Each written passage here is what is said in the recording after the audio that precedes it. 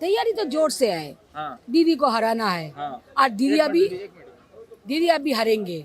हारेंगी। हाँ, जरूर हारेंगे। हाँ तो बोलो 2 लाख रुपया दो। आपका पेंटिंग का खर्चा 50,000 है और पार्टी आपके का बिल्डिंग को, अपने बिल्डिंग को पेंटिंग कराने का आगे पैसा जी देगा। हाँ जी। दीदी को। भाजपा तो जीतेगा।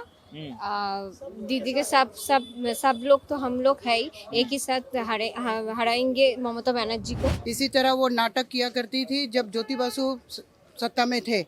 ज्योति बासु को हर समय वो एलिगेशन डालती थी कि मेरा ब्लाउज फाड़ दिए हैं, देखो मेरा साड़ी में हाथ दे दिए हैं। तो ये अभी वो जो भी कर रही है ये भी वही पद में चल रही है। भवानीपुर।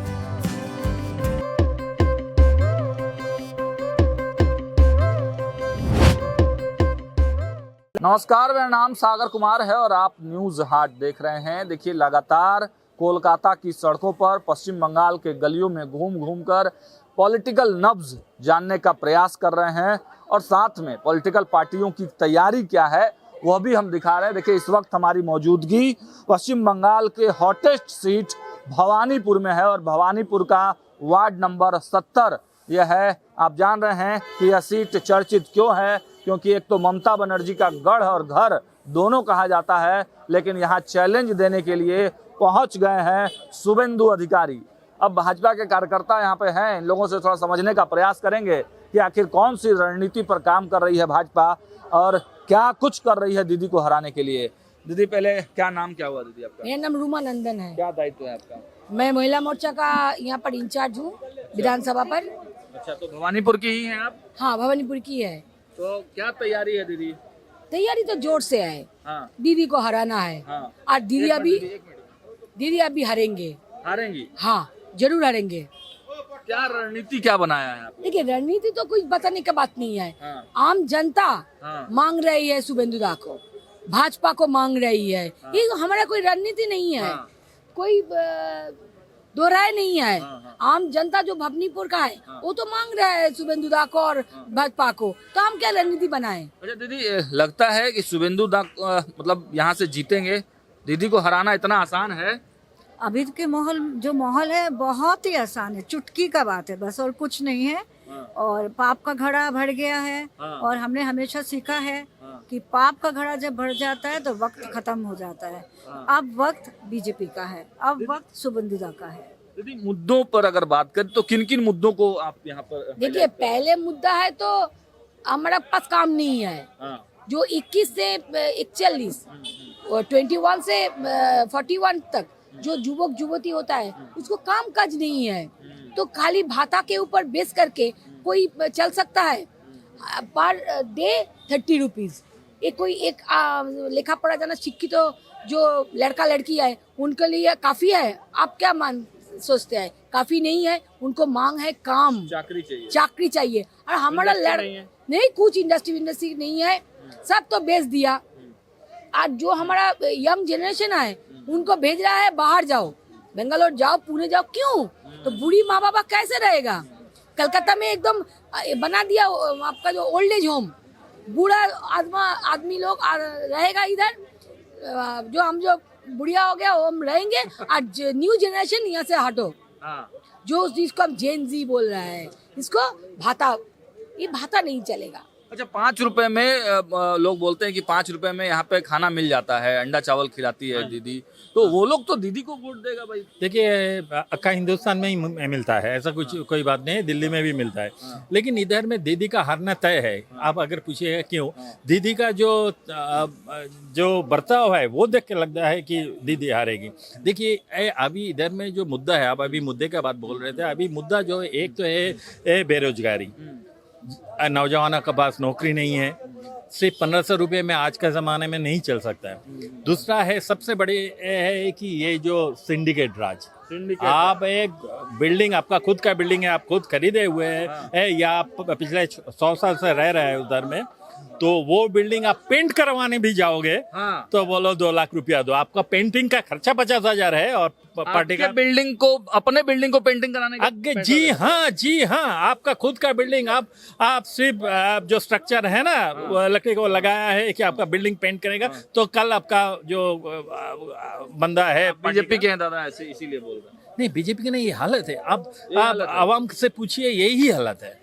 और देखिए तमाम जो भाजपा के कार्यकर्ता हैं वो यहाँ पर आप देख पा रहे हैं। दीदी एक मिनट, क्या लग रहा है दीदी, मतलब जिस प्रकार से दीदी का घर कहा जाता है, गढ़ कहा जाता है, तो कैसे हराएंगे दीदी को? भाजपा तो जीतेगा। दीदी के सब लोग तो हम लोग है ही, एक ही साथ हराएंगे ममता बनर्जी को।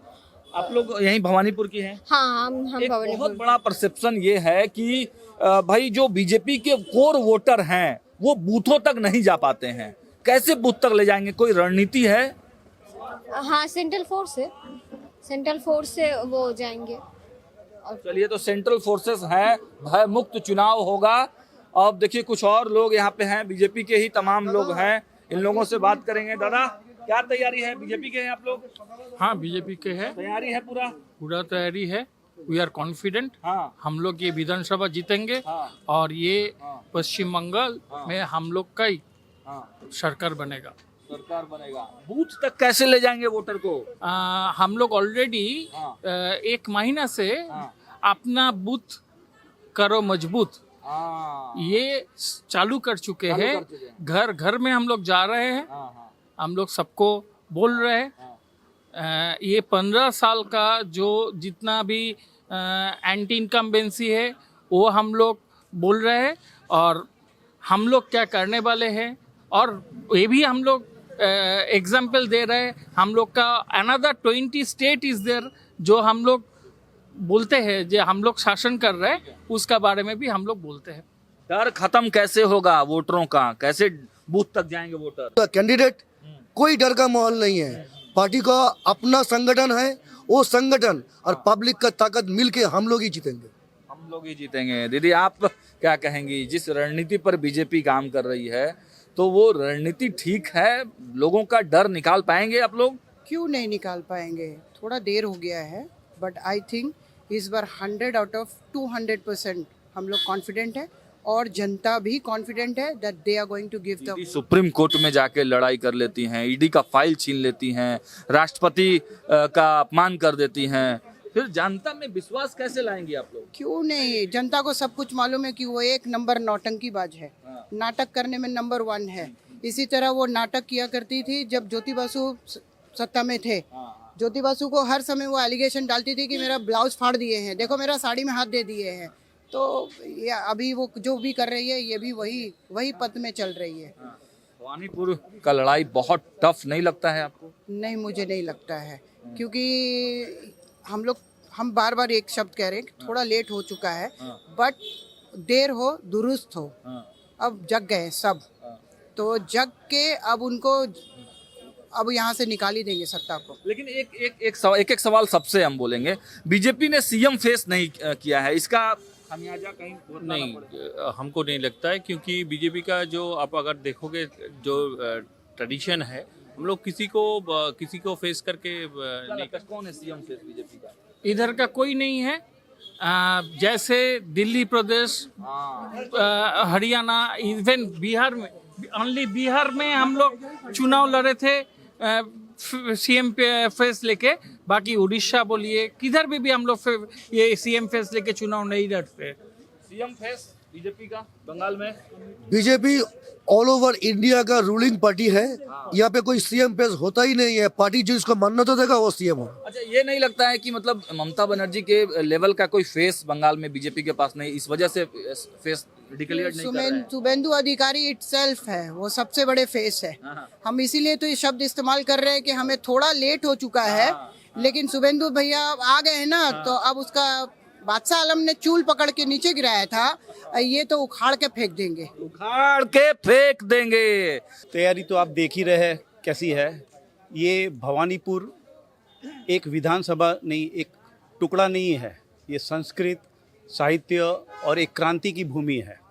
अब यहाँ लोग जागरूक हो गए हैं और इस बार लोग एकदम अपना दिल से मतदान करेंगे और भवानीपुर में भाजपा एकदम बहुत बहुमत से जीतेगी।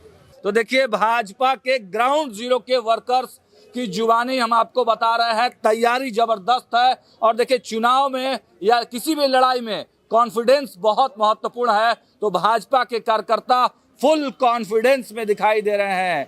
लड़ाई जो है बड़ी दमदार होने वाली है। अब देखना होगा भवानीपुर में जो ममता दीदी का गढ़ कहा जाता है, इस गढ़ को और इस किले को भेद पाते हैं भाजपा के कार्यकर्ता या फिर से ममता दीदी बाजी मार जाती हैं। फिलहाल स्टूडियो में इतना ही। देखते रहिए न्यूज़ हाट। बहुत बहुत धन्यवाद।